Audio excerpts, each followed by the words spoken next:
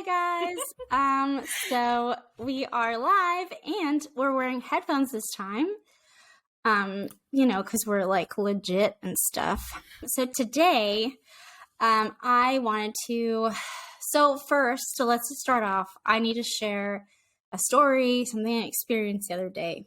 And yes, Lisa needs to vent because she texted me this week and she just needed to vent. And I was talking back to her and I was like, this would make a really good podcast episode. Yep. And then I was like, yeah, it would. So I wanted to start just by sharing that. So, Holly and I she had a hematologist appointment. And so we went to that and then she needed to get blood taken. So we went to this, it's called Kids Express at the Children's Hospital. And, it's hilarious that it's called Kids Express because we were there for like 3 hours. Oh, so not Express. Express at all, yeah. Maybe the Pony Express. God, they loved everyone in that was waiting for surgery and waiting for scans and waiting for like blood work and all, adults and children all together. So I don't know why. I think maybe it's like a COVID thing or something, but they just like put us all in the same waiting room. So anyway, so we were there for a long time. So thank God Holly took a nap for half of it so I was sitting there. I apologize to this woman. I was definitely dropping eaves. I did not mean to. Okay. Like I was well, also like when you're just sitting there for 3 hours, yeah, your brain wants some kind of entertainment or something. So like, yeah, you can't help. It's impossible not to hear other people's conversations, So I was sitting there and all of a sudden I heard this mom talking to her kid. Now, I messaged Brittany and I was like, I have a dilemma. So I know the Imperfect Moms Club, we're all imperfect, no judgment-free zone, but I had to get this off my chest. So forgive me for this. But anyway, so I heard this mom talking and all I heard this mom say, she said, she was like, we just have to wait and we just have to wait. That's all we do here. We just have to wait. And no, I'm not gonna, no, you can't play on my phone. And no, like for a really long time, like an hour, all I heard was no, we can't do this. You can't do this. No, whatever. And the funny thing was I didn't hear the child. Like I wasn't hearing the kid. All I could hear was the mom. So I mean, I'm assuming the kid was complaining because they were bored of waiting, but very quietly. And it seemed like, like I couldn't even hear. It wasn't like a full-blown tantrum in the middle of the waiting room. Like her daughter was just quietly like, Mommy, I'm bored, Mommy, which is normal for young children. And yeah, so all I could hear was this mom and just over and over and over again, stop complaining, stop saying that. I've heard you the past 20 times. And then at one point she said, she was like, oh, are you cold? I mean, I can give you a hug, but like, we don't have your jacket here. And I don't know, like we were in a hospital and I remember on my way to that waiting room, I remember seeing the gift shop. And the only thing in my mind, like all I could think was there's a gift shop down the hall.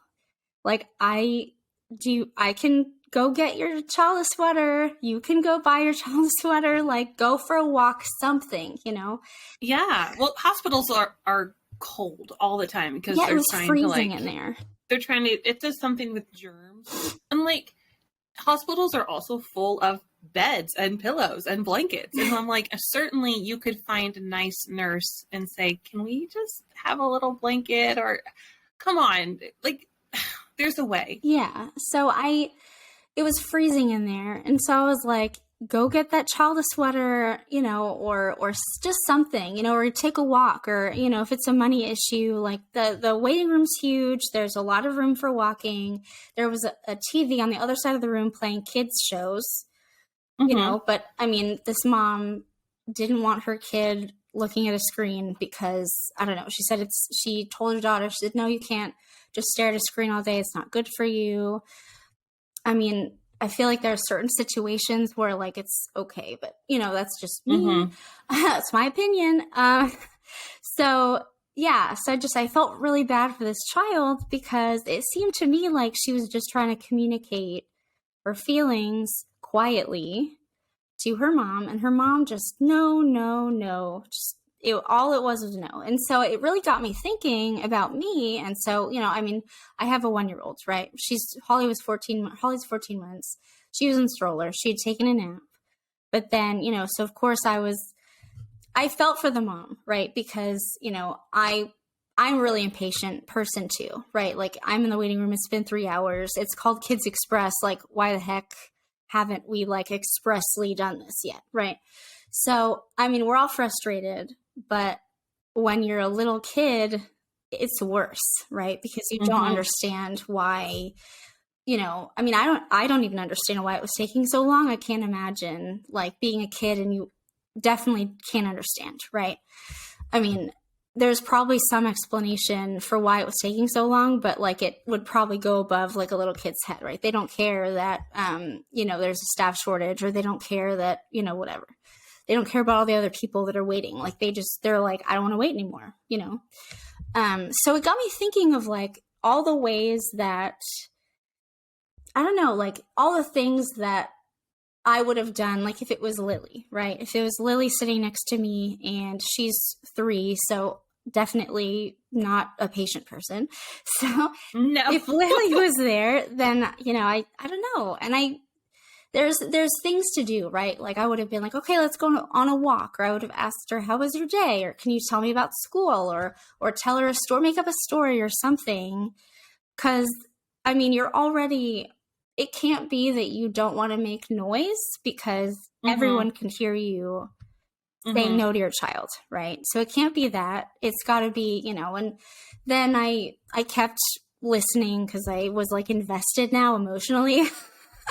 So I was sitting there and I was like, and then I heard her say, she was like, I'm sorry, like we live really far away from here. So this is like the only day that we can do this. We have to do this. And so obviously I felt bad for mom, right? She drove a long time to get there.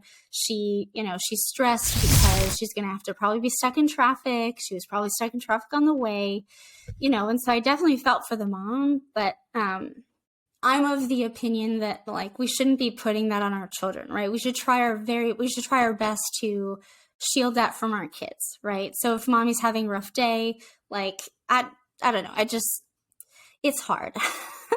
This is what makes motherhood so hard. It's not that changing a diaper is hard. It's not that, it's feeding a baby is hard. What's hard is keeping your crap together in order to tend to the needs of your kid, right? Like that's what makes it so hard. And so my heart went out to that kid, and it was a little triggering for me too, because of like my childhood and me growing up and stuff. But yes, I just felt for this kid. I mean, I felt for the mom, but I also felt for the kid, because I was like, well, I mean, like there's so many things. Anyway, so this made me think of episodes, and then maybe we could talk about, things that we do to entertain our children when we have to wait. Yeah, well, so this seems like it wasn't an emergency visit. It wasn't like, oh my word, you fell off your bike and now we have to go to the hospital. It seems like from the outside perspective, and maybe we have it completely wrong, but it seems like this was like these planned, scheduled doctor's appointment. So I'm like, and then you had to drive so far. I'm like, would you not say, hey, grab a toy on your way out the door, or grab a coloring book, or grab something? Because when I know that I'm going to be somewhere waiting with my kids, I make sure I grab something. Yeah. Like maybe it's not like the busy bag of Pinterest, but it's something. Like I've said before in the past, I can't remember what episode, I will keep Happy Meal toys in my purse. Like the kids will play with it for like 15 minutes and then it's forgotten, and I throw it in my purse, and I always have something in my purse. Because if you're sitting in a waiting room, or you're at a restaurant or whatever, and you just need your kid to be quiet and happy, you pull that toy out and they're like, oh my word, this is my favorite thing ever. And then they're so happy, and it's great. So I'm just kind of like, why would you not get a coloring book or something, or like just give her your phone? Like I know you don't want your kid on screens all the time, but this is different. Like this isn't all the time. Yeah. It's just having them be happy and content while they're waiting probably to go get blood drawn or something, that's not pleasant. Yeah. So and again, like, we are on the outside. We don't know the whole story. So maybe we're getting it wrong. Mm-hmm. But from our perspective, this is our opinion. Yeah. Yeah, it's our show. Yeah, this is true. This is our show. And you know what? It is the Imperfect Moms Club, and we're going to fail from time to time. So I don't want to like, how do I say this? Yeah, no, I've definitely been that mom. Like I'm like, 100% I've been that mom. I think what's happening here is like I'm talking to myself and that mom at the same time, because I was like, look, I've been where you are, but here's, I don't know, like, we have to let's figure this out.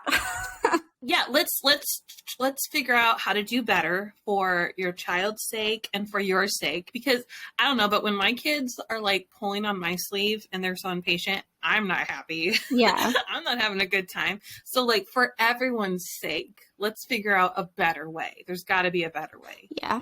Anyway, so it got me really curious, and I don't know. So that's my story. Sticking to it. Well, that's what happened. So, I don't know. And then, Holly woke up from her nap and she was fussy. And so I definitely, I was that mom that was like rocking the stroller. I felt like a superhero. So when we got there, I was like, you need to take a nap. I literally, for, I think an hour, or like close to an hour, I like one arm like pushed the stroller back and forth so that she would, because as soon as I stopped, she would start crying.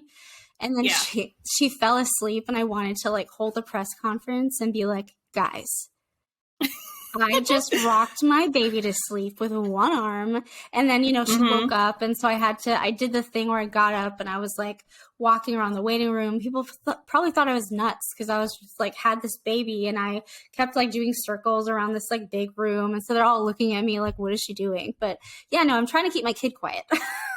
Yeah. Well, like, if they're not parents, they're not going to understand. Yeah. So it's like, why even bother? If they are parents, then they're like, oh, okay, I see what she's doing. I remember doing that. Yeah. There'll be times Mike and I will see another parent with a younger child. Like, we went to some races, because where we are in Maine, people love to go to the races. So we went, and there's his dad changing a diaper on the bleachers. And I looked at Mike and I'm like, do you remember that? He's like, oh yeah, I was just thinking that. I remember being that dad. Like, any surface is a changing table.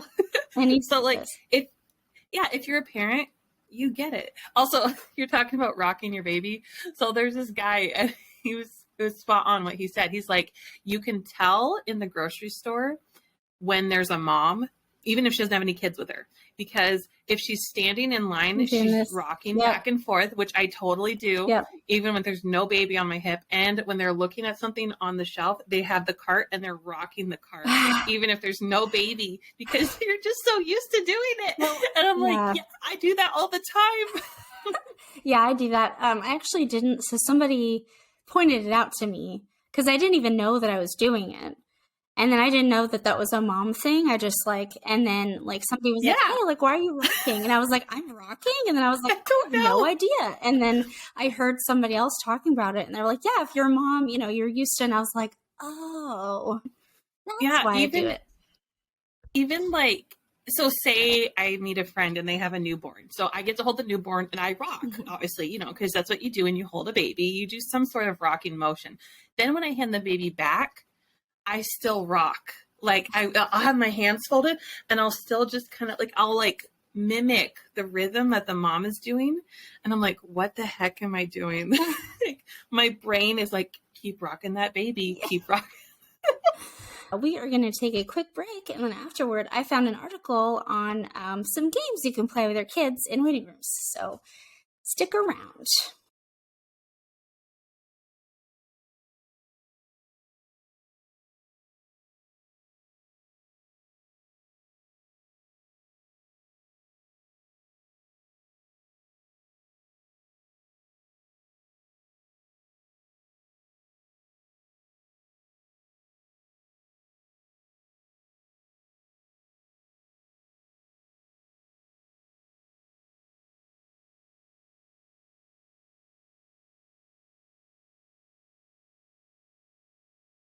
So this is an article by, I found it on livinginhappyplace.com.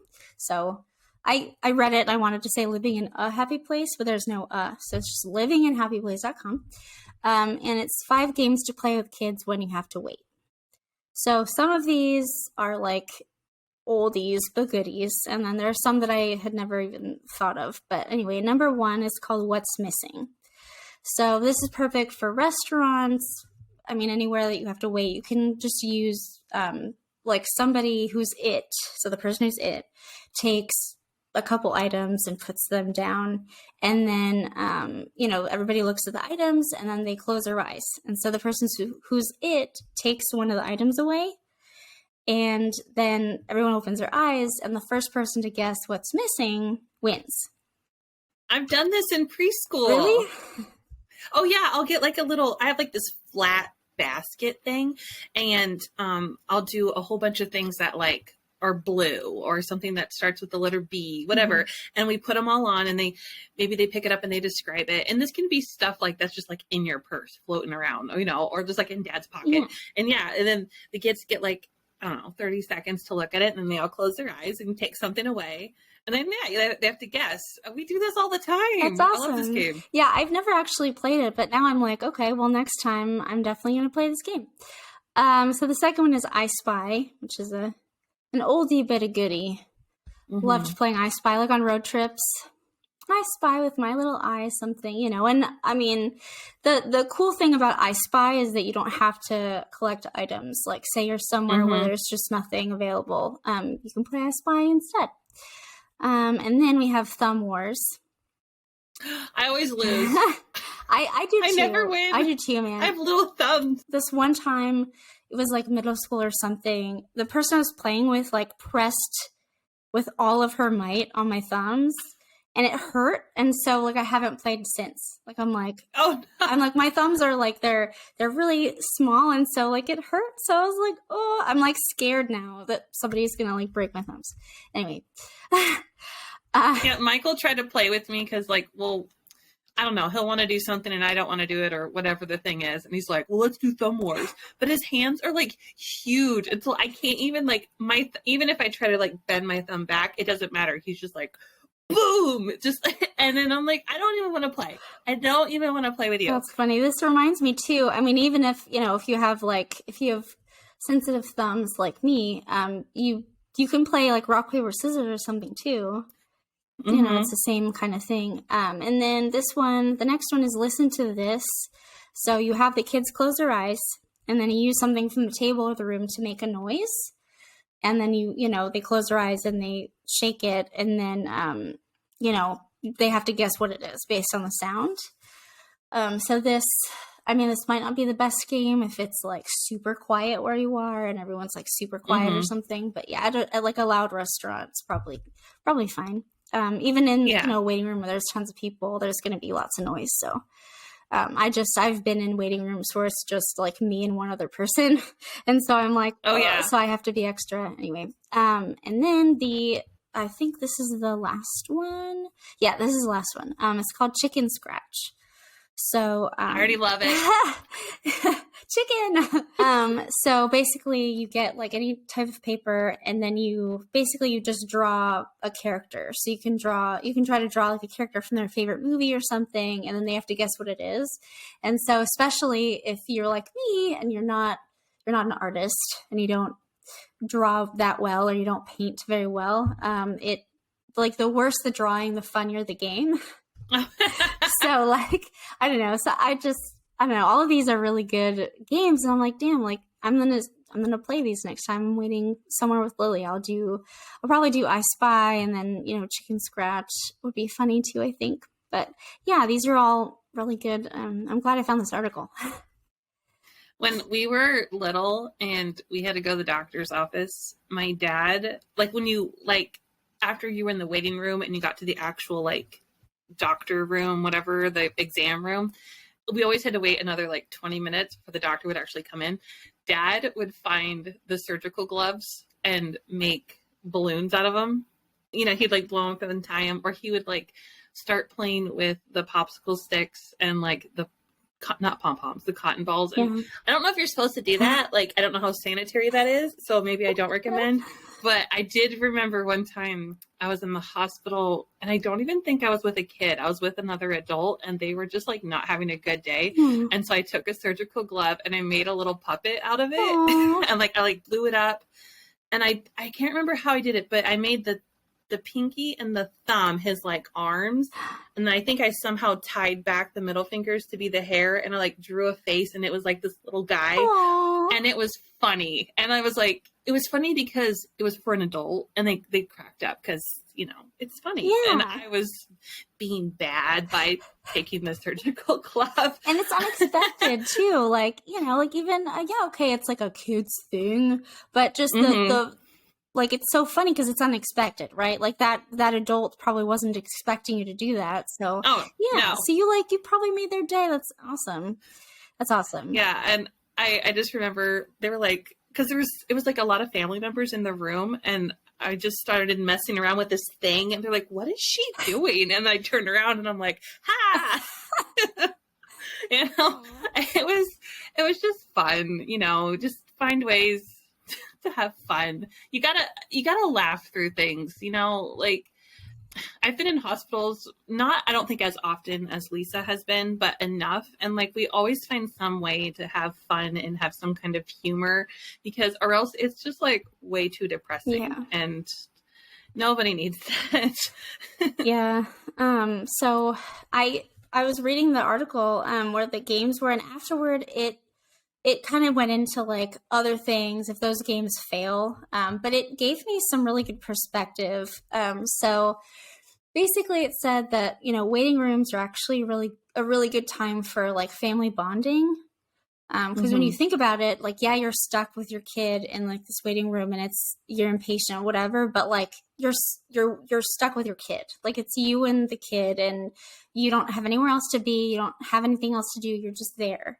So a different perspective, you can look at it. You can, I don't know, you can like just enjoy this time with them. Like, you can ask them, you know, how are they doing? Or you can make up your own game with them, or, you know, just have some, I don't know, have some quiet time. It doesn't have to be a bad thing to, you know, anyway, but yeah, so it was a really nice perspective for me. I was like, I like to think about things that way. There's always a positive spin you can put on things. But I mean, I do understand, you know, based on whatever, as a mom, we go through so much. So, you know, it is hard to have that perspective if it's like been a long day, if you've driven far away, if you're, I don't know, anyway, if you're stressed out about what you're doing there, then yeah. But anyway, so that was my fun games to play. And when we get back, Brittany, you wanted to talk about visiting people in the hospital, right? So yes, yeah. So I've got I have a tiny soapbox to get on, and it won't be long, I promise. And then I found a very helpful article, which just, anyway, it's good. So just come back, stay with us throughout the break, come right back, because it's really good. And I have a free resource that I highly recommend, teacher approved. awesome. So yeah, be right back.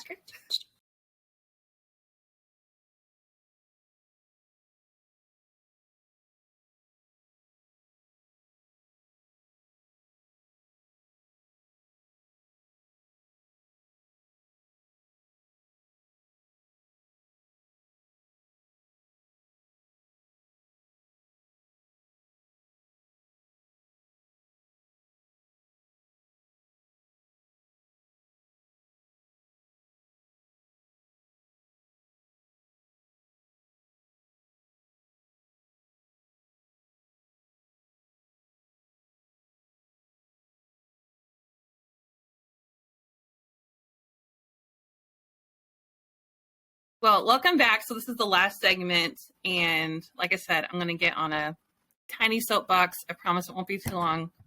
Nobody get mad at me. It's just my opinion. So first of all, I'm going to be talking about when you take your kid to the hospital to visit a loved one. Like, I haven't had so much experience taking my own children to the hospital. There's been a couple of occasions where I've taken my daughters to the emergency room, but nothing where it's been like a chronic issue. But I have had to take my own kids to the doctor to visit other people. And also I've been to visit too, because my dad was a pastor, so he and my mom would go all the time to go and talk to people and help them and stuff like that. So anyway, before I start with all my tips and things that I found, everything needs to be run through a funnel of age appropriateness. So obviously you're not going to talk to a 3-year-old about a loved one being in the hospital the same way you're going to talk to a 12-year-old. Right. Okay. And there's not like one exact formula that works with every family in every situation and every kid. Because even though I birthed both of my daughters and we have pretty much raised them both the same way, they're both totally different people. Yeah. And they process things totally differently. So you just have to take all the resources that like we're going to talk about, resources from books, online research, professionals, and just adjust it to fit your needs and your situation. Okay. So my little soapbox, the thing I wanted to say, and this is for older children who can understand what's going on. Like they're not like 2, like they're like teenagers.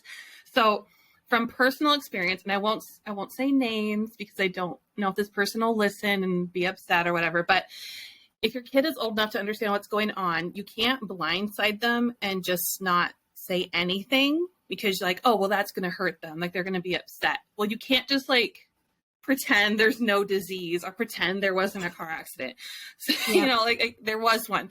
So there was this woman that I knew and she was diagnosed with terminal breast cancer. Like it wasn't going to go well. She didn't have very long to live. And she decided, I'm not going to tell my 17-year-old girl. So her daughter, and it wasn't like her daughter was like off somewhere living somewhere else. Her daughter literally, her bedroom was right next to her daughter's bedroom. Like they were literally in the same hall, living together, eating breakfast together, going shopping, all the things. And mom's just like, I'm just going to carry on as if nothing's wrong. Oh, and no. Like, I understand how you don't want to be the one to deliver the news and you don't want to see the shock on their face and you don't want to hear them crying. Like, I understand all of that because anytime I have to give my girls bad news, I'm dreading it. I don't like doing that, but you just can't ignore the news either. So when her daughter did find out, oh, mom's sick and oh, it's serious and oh, it's terminal. And she had it and mom's known about it for X amount of months and has decided to tell me, like that did like a lot of damage. Psychological. Yeah. Yes. Trust issues, and then traumatic. All of a sudden, absolutely. And now it's like, okay, I could have had, 3 months to have started this process of understanding and this grieving process and this acceptance process and having time to ask the questions I need to ask. And now it's being just plopped on my plate and my timeline is even shorter. Like, no. So that does away a lot of harmful psychological damage, way more than just like not telling, than thinking like, oh, I'm going to shield them from this pain. Yeah. Like if they are old enough to understand, and again, you have to run it through your funnel, but this girl is obviously old enough to understand. You got to tell them, you got to sit down and break it to them. Yeah. Now, helping kids prepare for the hospital visit, before we get into the nitty gritty, if your kid has expressed that they do not want to go at all, or that they're really scared of going, you kind of have to take that into consideration. Now, the only time where that gets really sticky is when it's like someone's final days, that's kind of a different story. And especially if that person who's in their final days is asking to see the child one last time or something, then of course it gets super sticky and you got to make your own decision as to that. But if this is just like someone's going in for like a minor surgery and your kid just does not want to go visit, like they'd rather just wait until they're home, maybe don't take them to the hospital. Yeah. The information that I found that I thought was super helpful, most of it is from headway.org, and we'll put all the links in the show notes. And then I have a resource I'm going to share too, which is a downloadable PDF, free, and I think it's fantastic. So I'll talk about that too. So preparing for the visit, You need to speak to the staff on the unit or the floor to see if it's a good idea to bring a kid in, because sometimes they don't want kids. Like I remember when my grandmother was passing away, they really didn't want kids in this one section of the ICU, but they did give us a permission for like 5 minutes to let my daughter come in. But normally no, like and also you don't want to like prepare your kid, show up, and then like right before you walk in the door, some nurse like was like, no, that's not fun. Yeah. So just ask ahead of time if it's, or like when is a good time to go visit, you know, when's a time when it's not super busy, or when our visiting hours, whatever. So check with them.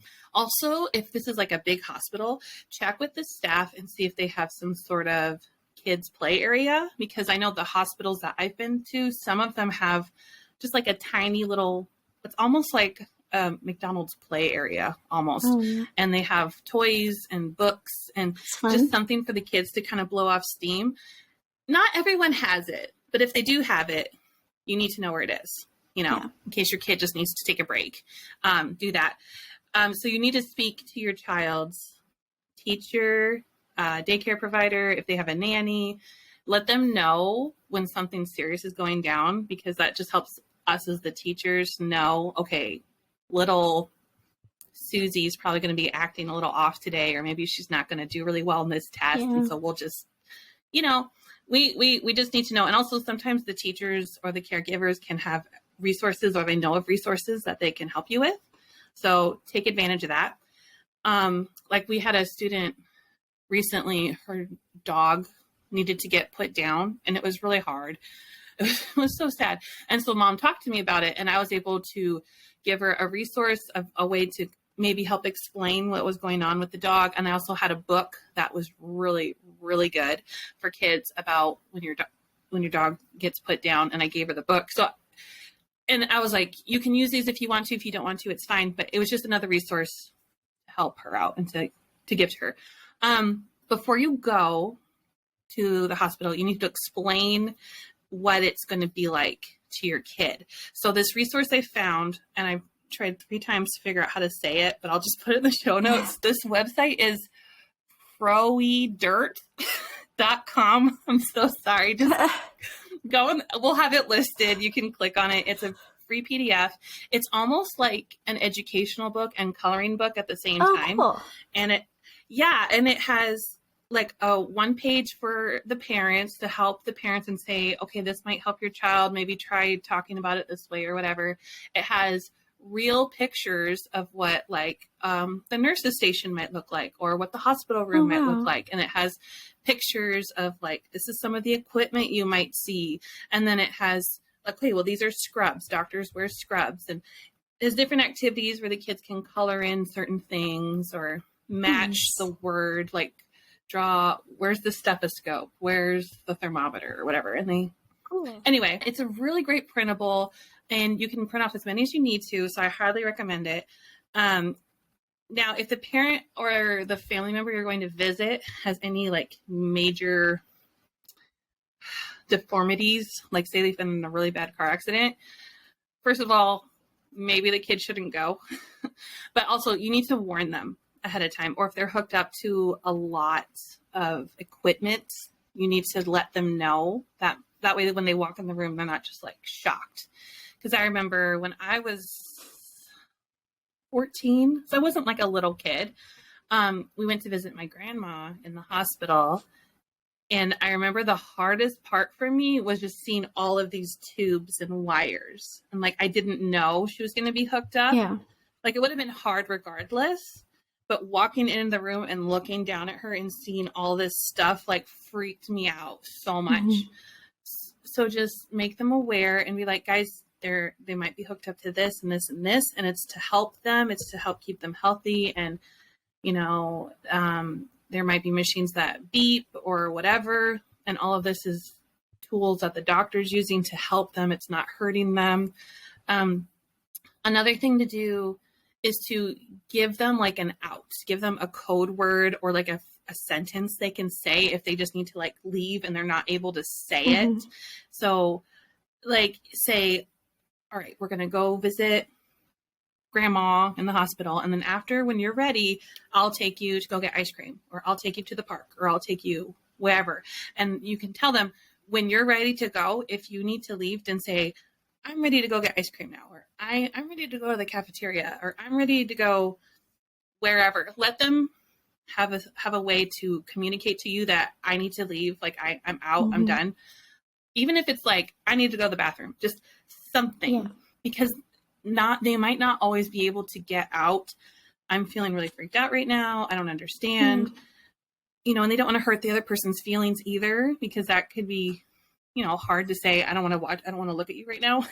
That's hard for a kid. So give them an out. Reassure them that they can change their mind at any time. Like you might have a kid who is like, yes, I want to go visit Aunt so-and-so. I want to go see my cousin so-and-so. Let's go. And you're in the hallway walking down to that room, and they might just be like, no, I can't. And you know what? You need to let them have It's different when like beforehand, before they actually were there and were experiencing it, they were like, oh yeah, but then it totally changes when you're actually like they're about to do it. So yeah, because then you start hearing all the noise of the hospital. Yeah. You might be seeing very sick people, and that's very scary. I know that when I was a kid walking down the hospital rooms, not trying to be nosy, but you're just looking around because you're like, well, where are we going? And you just happen to see someone, who's not doing really well on a bed. And that's very scary for a kid. Yeah. So maybe like that just is very anxiety inducing. And listen, because it's hard enough for a kid to be able to articulate that and then just to be squashed down right after. Like they're just not going to articulate again, if they're like, oh, well, there's no point in saying I'm uncomfortable. You really need to pay attention to that. And maybe they just need a break. Like maybe they just need another 5 minutes and then they can go in, or maybe you just need to turn around and go home. But yeah, they need to be able to change their mind. So when you're actually in there visiting, before you go into the room, like if the doctor needs to speak to you, you need to do it without your kid there. So have a friend go with you, have another family member go with you, or even say, can you have a staff member sit with my kid and we can talk about this over here, because I don't want them to hear, because you don't know what the doctor's going to say. And they might be dropping all kinds of terminology and information that maybe your kid will misinterpret. And also you need to be able to understand the information too and feel like you can ask the questions you need to ask. And I know I don't always feel like I can say everything I want to say when my kid's sitting right there, like if I had to make some sort of decision about a family member, I don't feel like I would be able to just articulate everything right in front of my kid. I need my own space too. So do that. Again, make sure it's okay for your kids to be there, because sometimes they don't want kids in certain areas of the hospital. And as hard as it is, once you're in the room, you have to try and remain as calm and composed as you can. Like, obviously it's hard for certain things, but if your child is looking at you and you're freaking out and you're like, being very emotional, they're going to copy you. They're going to feel like, oh, mom's freaking out, dad's freaking out.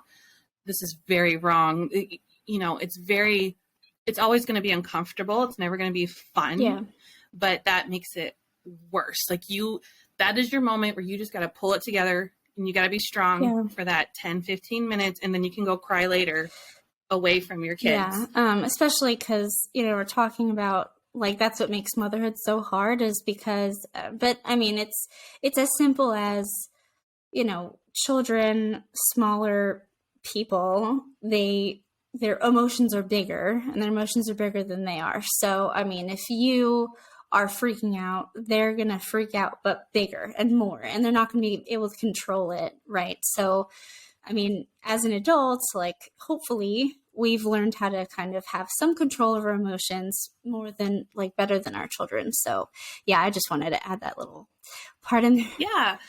And like, it's okay to tell your kid, listen, mommy's really scared right now. It's okay to, like, you're not supposed to be a statue. Yeah. It's okay to say, you know what? I'm nervous too. I'm sad too. I don't know what's going to happen, but I know that I love you and you love me and we love them. And it's going to be okay. Yeah. and I will be there to help you through it no matter what happens. Never promise a kid, oh, everything will be like, they're going to be healed and they can come home and the doctors are going to fix them, because you don't know. Like, you never promise something like that, because if it doesn't work out that way, that's just another bit of trauma that they have to work out through. So just promise what you can promise. You're always going to love them. And like, whatever happens, I'm going to help you through it. We're going to get through this together. That's true. Mm-hmm. You can do that. And like, there's been times where I've had to tell my girls, we haven't had anything majorly traumatic happen recently, but I've been like, you know what, mommy's kind of sad right now about this, that, and the other thing. And it's okay to be sad, but I know that we're going to figure it out and we're going to get through this. So it's hard, but it's part of being a mom. We do hard things, and this is part of it. Take a friend with you if you can, someone to support you, even if they maybe can't even go in the room, just having them drive you there and just sit in the waiting room or sit in the cafeteria for you. That can be really helpful. If your kid just can't do it, you can say, you know, ask your neighbor or whoever is with you, like, can you just take them to the cafeteria and get them a cookie? And like, I'll be down in 10 minutes or something. And if you have no one around, most of the time the staff at the hospital will have someone who can help you just for a little bit. Encourage the child to talk to their parent or whoever is in there, like, even if it's just a hi. Also, holding their hand can be really comforting for the kid. Like, if someone's like totally out and they're like they're not able to communicate, just having the kid just hold their hand and touch them is really good for the kid and for the person. I remember when I went to go visit my grandmother, that one time that freaked me out. She didn't even open her eyes, but somehow when I touched her hand, she knew it was me. And I was like, wow, how does she know it's me and not? Because a bunch of us grandkids were there and she knew I was touching her. And one other little thing I want to say about that, and I'm going to try and not cry. So when I was with my dad and I knew that we were going to be saying goodbye soon, I took a picture of my hand holding his hand. Because I didn't want to remember all of the tubes and the equipment and everything he was hooked up to, because he had like a mask on because he wasn't breathing really well and all this stuff. And he also just didn't look really good. You know, when you're near the end, you don't really look that great. And I didn't want to remember all of that, but I wanted to remember the last few moments I had with him. And so I've had people in my family take pictures of deceased family members or members on their way to becoming deceased. And I'm like, how dare you? Like, no one wants to be remembered like that. Yeah. And do you really want to look back at that picture? That's the way you want to remember Aunt so-and-so? Yeah. No. So I'm like, hold their hand, because that does so much for you, that touch, that, you know, for you and for them. And if you feel like you got to remember this moment, you want to take a picture, taking a picture of the person's hand is so meaningful.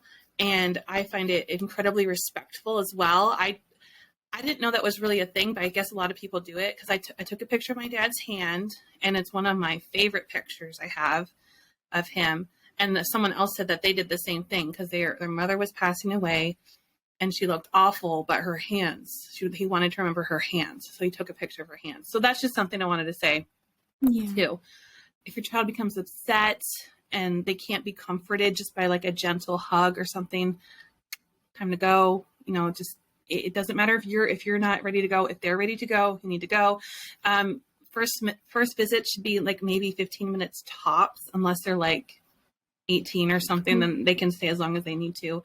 And always reassure the child that they can ask as many questions as they want. And if you don't know the answer, don't lie. Just say, you know what? I don't know, but let's go find out. Or I don't know the answer to that. And that's okay. It's okay to not have the answer. Not okay to lie. Yeah. So you were talking earlier about how, you know, you want to protect your children from hard things, and, you know, but don't do that, because, so it's actually, it's really, you really don't want to shield them from things that are hard, because life is hard and sometimes things happen. So there are ways to, you know, we've mentioned there's lots of ways to kind of soften the blow. You know, you don't want to just like blurt out like, a mommy's dying, you know, obviously, but don't keep it from them completely, because they're going to resent you for it later. And I know that from personal experience. So yeah, you want them to know. Also, I mean, you have no idea you don't know what's in their head, right? You don't know how they're going to feel. You don't know how they're going to cope with those emotions. So, really when you're protecting somebody from something that will make them sad, really what you're doing is you're protecting yourself from their emotions, right? And don't do that, right? Like, they're their own person. They have their own feelings. They deserve to know things. You don't have to give them every single nitty-gritty detail, right? Because they don't need to know that. But I mean, at least you want to tell them right when something happens, because if they find out later that you kept something like this from them, they're just going to be angry about it. So, and these are the kinds of things that kids take with them forever into adulthood and all that stuff. And then therapy and, blah. So, yeah, I just wanted to add that kind of at the end. Sorry. I don't want to say, but it is. It's like when you're like, oh, well, I'm just not going to tell them. It's really selfish because you're like, well, it's going to be hard. It's going to suck and they're going to cry and you're going to be really uncomfortable and you're going to have more anxiety and stress about it. You will. Okay. But to keep that from them just for your own comfort is so selfish. And again, you're just going to break that bond and they're not going to trust you. And maybe they won't open up to you about things that they need to open up to you about. So sometimes it's very uncomfortable and sometimes that's how relationships are, but they're your kid. Yeah. You got to work through it with them. Okay. You got to love them through it and help give them the resources to help get through it too. Maybe your kid needs to talk to someone, maybe you're doing great, but your kid needs some resources, provide that for them, help them cope with that and give them as much time as they need to process. Maybe you process things really quickly and you're over it and they're not, Yeah. Don't rush them. Yeah. Don't rush them. Everyone's brain is different. Also, they're not as developed. Their brains are not as developed as yours are. They don't have as much life experience as you do. Let them have that time to process and understand and grow up. So that reminds me actually of when we put Noodle down. Lily was 2. She wasn't 3 yet, right? This happened like a few months ago, before we moved. But we were like, okay, well, she's only 2.5. Like, is she even going to remember Noodle later and stuff? And so the question of should we even like tell her, but we decided that we were going to have a conversation with her because it was something that she deserved to know. And it was a good like learning opportunity. And we could kind of like teach her about grief a little bit. Right. So we had no idea what we were going to say. So we when my therapist later gave me a resource for her, just like how to talk to kids about death. But we actually we looked it up online. And so we ended up saying something like, Noodle was really sick and, she wasn't going to get any better. And I think what made it so hard was that I left that morning with Noodle planning to come home with her afterward. And then I didn't, so I came home and it was like sad. And I decided that I didn't want to just tell her immediately, right? I didn't want to just like come in the door and be like, Noodle's dead, right? So I let Lily ask me about Noodle, say, oh, where's Noodle? And then I looked at Paul and we're like, okay. So he sat down and, we stated it in terms that 2-year-old can understand, right? Noodle's very sick. She won't be coming home. But we told her, we said, it's okay to be sad, but you can think about her, and it'll make you feel better. You can think about her, but I'm so sorry she won't be coming home, Anyway, that just reminded me of that. But then I started to notice her behavior changed a little bit. She started she doesn't do this anymore, but for 2 weeks she was meowing like a cat, and she was acting like a cat. And so I started calling her Kitty Lily, because I assumed, I figured that I was like, okay, well, she's probably doing this because her brain's trying to process losing Noodle. And so she's like, there used to be a cat here. Noodle would meow all the time. So all of a sudden there's no more meowing. So, you know, somebody needs to meow, so I'm going to meow, you know. We must have meowing in the house. Yeah, Noodle was like, she would not stop. And which is sad because I found out the day that we put her down that I was like, man, that's probably because she was trying to tell me, Mom, I'm not doing well. Mommy, help me. But it was just a bunch of constant meowing for me. But anyway, yeah, so just even if your child is really little, like you still want to share things like that with them. Even if you think they're too young to understand, you want to, it's never too early to teach them about feelings and having feelings and how to cope with feelings and all these things. Because you want to be your kid's safe space, right? So from the very beginning, you're their safe space. You want to be their safe space. So you want them to know that they can, I don't know, that things happen and it's really sad, but you know, it's okay. And mommy's there. And, you know, because had we not told her, you know, we would have had to, I mean, some people, I mean, I've heard of some parents that lie and say, oh, she ran away, or like, oh, you know, because they just don't want to say, oh, she died, because that's too sad, right? But I mean, if the kid hears our cat ran away, then that kid's going to hold on to hope that the cat's going to come back someday, right? When that's not the case, because it's dead, right? So be direct, but, you know, I mean, use terms that they'll understand, right? Don't like, oh, well, scientifically, or like use like big words. We had to euthanize. Like they don't know what that means. Yeah. But anyway, sorry that I just kind of took a turn. Anyway, no, that was good. I think that having pets, one of the downsides, unfortunately, is that they do pass away. Like when we got all of our chickens, I knew they're gonna die eventually, you know, and some of them have. And the first couple times it was really, really, really hard. But I didn't lie and say, oh, they flew away to Florida. You know, I was like, yes, this happens, and it was very sad. And if you want to pet her and say goodbye, that's okay, whatever. And we've had a few more die because a fox got into my coop, and I was really upset about it.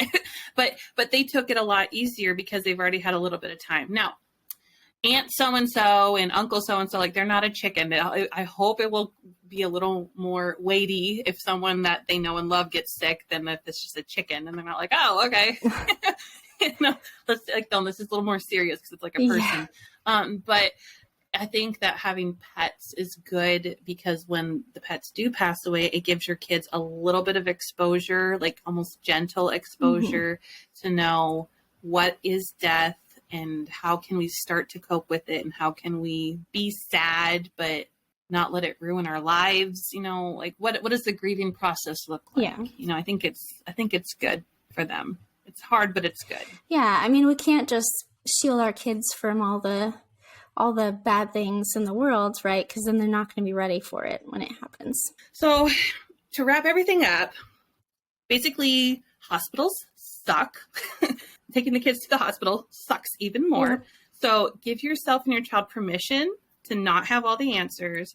Use all the resources that we've shared with you and that you can find online and that the hospital can give you.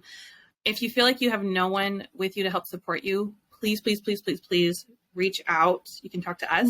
Our DMs are always open. Also, the hospital has so many resources for families. And if you feel like you just need someone to talk to, you just need a little bit of support in some way, just ask the nurse or ask the doctor, ask the receptionist, because asking for help, it doesn't make you weak. It just makes you human. Yeah.